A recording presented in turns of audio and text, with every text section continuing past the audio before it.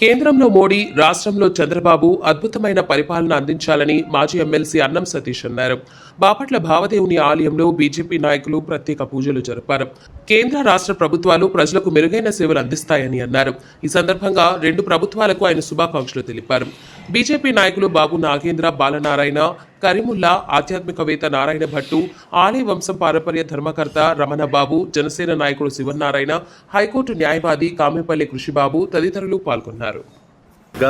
Bharatiya Janata party ఆధ్వర్యంలో ఈ రోజున మన ప్రీతమ ప్రధాని మూడోసారి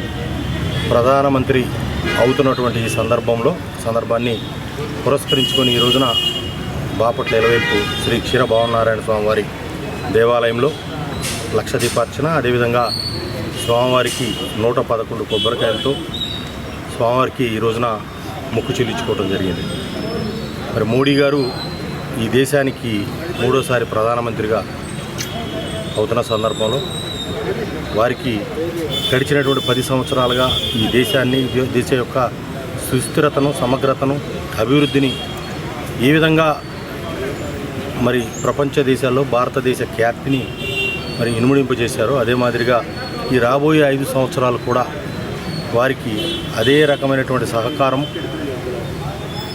సహాయం అన్ని పక్షాల నుంచి కూడా రావాలని, మరి మన దేశం మరింత అభివృద్ధి చెందడం దాంట్లో మోడీ గారు తీసుకున్నటువంటి ప్రతి నిర్ణయానికి ఆ భగవంతుని భావదేవుని ఆశీస్సులు ఉండాలని, రాబోయేటువంటి 5 సంవత్సరాలు కూడా చక్కటి పరిపాలనని ఈ దేశానికి నరేంద్ర మోడీ గారి నాయకత్వంలో భారతీయ జనతా పార్టీ తరఫున అందించాలని కోరుకుంటూ ఈ రోజున ఈ కార్యక్రమాన్ని తీసుకున్నాం. అదేవిధంగా మరి భారతీయ జనతా పార్టీతో కలిసి పోటీ చేసినటువంటి జనసేన కానీ, అదేవిధంగా తెలుగుదేశం పార్టీ కానీ, ఇలా ఈ 3 పక్షాలు ఎన్డీఏలో, ఆ 2 పక్షాలు కూడా ఎన్డీఏలో చేరటం, ఎన్డీఏకి ప్రభుత్వం ఏర్పాటు చేయడానికి కావాల్సినటువంటి మరి మ్యాజిక్ ఫిగర్ను దాటి మించి మరి వాళ్ళు ఉండటం, ఎన్డీఏ ప్రభుత్వాన్ని రేపు 9వ తారీఖున ప్రధానమంత్రి నరేంద్ర మోడీ గారు ప్రమాణ స్వీకారం ద్వారా మరి బాధ్యతలు చేపట్టడం, అదేవిధంగా ఆంధ్రప్రదేశ్లో కూడా ఎన్డీఏ ప్రభుత్వం తెలుగుదేశం పార్టీ నాయకత్వంలో ఇక్కడ జనసేన పార్టీ, అదేవిధంగా భారతీయ జనతా పార్టీ మిత్రపక్షాలుగా ఎన్డీఏ ప్రభుత్వం ఇక్కడ ఏర్పడటం, ఈ ఏర్పాటు అవటం ద్వారా ఈ రాష్ట్రానికి కేంద్రం ద్వారా కానీ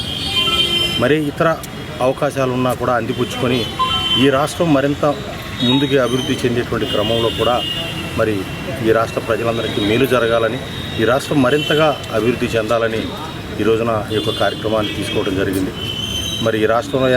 ఏర్పాటు చేయబోయేటువంటి ఎన్డీఏ భాగస్వామ్య ప్రభుత్వానికి కేంద్రం నుంచి ఖచ్చితంగా సంపూర్ణమైనటువంటి సహకారం, మద్దతుతో ఈ రాష్ట్రంలో ఏదైతే గడిచినటువంటి కొన్ని సంవత్సరాలుగా 10 సంవత్సరాలుగా ఈ రాష్ట్రం విభజన జరిగిన తర్వాత అనేక విధాలుగా వెనకబడినటువంటి మరి విషయం అందరికీ తెలుసు. వాటన్నిటిని కూడా